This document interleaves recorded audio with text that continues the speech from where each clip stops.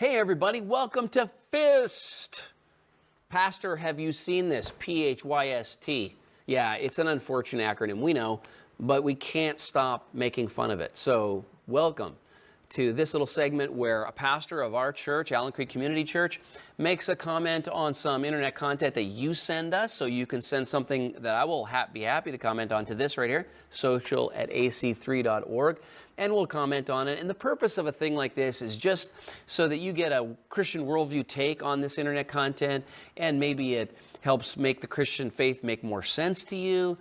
Maybe it helps you push back on some argument that's being made against the Christian faith, or just frame some part of following Jesus better for you. So with that in mind, let's watch this segment. And I have not seen this before.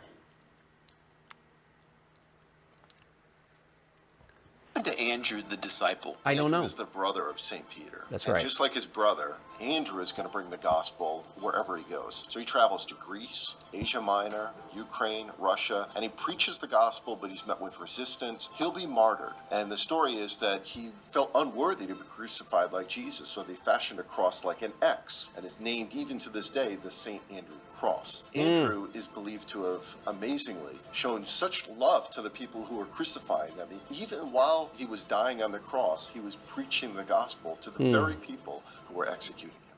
What happened? Wow, that's incredible. I knew some of this detail. A great book for you, but not all of this. So this is insightful for me, and I consider myself informed, but just again, reserve the right to sometimes check these things out with other sources.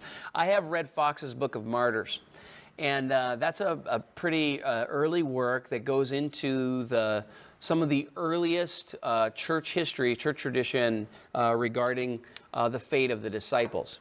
So they were all martyred, except for John, who died on the island of Patmos under exile. And their stories are just fascinating and very, very interesting. So I think it's Philip, don't quote me on this, but I think Philip goes to India. I think Matthew goes to Africa. Anyhow, but again, just don't quote me, but the idea is the church tradition says they went everywhere. Like they went outside of, Jesus said, you're going to be my witnesses in Jerusalem, Judea and Samaria, and to the uttermost parts of the earth. They took him absolutely seriously. And I guess I'll comment on just what the implications of that in just a second. But first of all, regarding what happened to Andrew, I have no reason to doubt this necessarily. I think that, some church traditions have more attestation than others. This might be come to us from one single witness. So in other words, historians generally consider something that only has one witness to not necessarily be perfectly reliable, but it doesn't mean it didn't happen. It just means we don't have cross-referencing to double confirm that this is what happened to Andrew.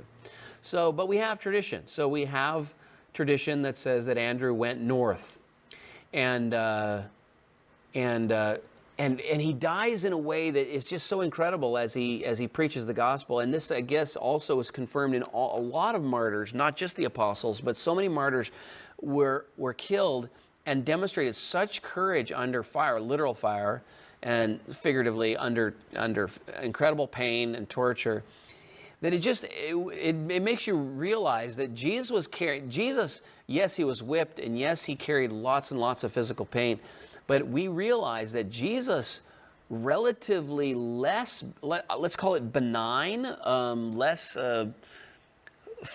not phlegmatic, sanguine, that's the word, less sanguine response to being executed in the most horrific way, probably relates to the fact that he was carrying a greater burden than these apostles. And so they could preach, they could sing, some of them sang hymns in the arena, but Jesus was, sweating blood and crying out to God, and just, if this cup may pass from me, if it be your will. So Jesus was struggling, which tells us, it just kind of confirms for us that the greatest thing he was doing that these other martyrs did not do was carry the weight of sin, which was a kind of torture that no one could ever know, no other human could ever know. Okay, but now on to this issue of where these disciples went. I guess a thought on that, in that is sometimes it's brought up, right, that how can the gospel be a fair offer of salvation to the world if the world never hears it? And it is true, we have some places, we call them unreached places, unreached people groups, unreached tribes to this day.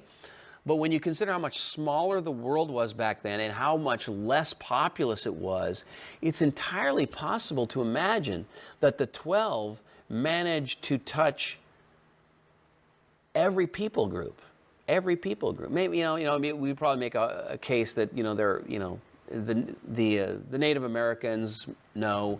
The Aboriginal tribes in Australia, no. But they got so extensive, the then known world, we could likely say, was covered with the gospel. And from that, who knows? The chance that the gospel had within a generation of the apostles. In other words, before the first century was out, the gospel had gone to India, gone to China, it had gone to Russia, it had gone to Europe, England, all over northern Africa. So, yes, that doesn't eliminate the problem, but it does kind of give us a sense that it could be that the opportunity for the response to the gospel was much more pervasively offered earlier than is often thought, and that the subsequent paganization and other world religion development around the world was a result of gospel rejection. So that maybe opens up a whole nother can of worms for you, but it is fascinating to me to think about how far and wide the gospel went before the year 100 AD. So fascinating story about Andrew there, and inspiring for sure. All right, we'll see you next time on Pastor Have You Seen This? Send your content in to social@ac3.org. See you then.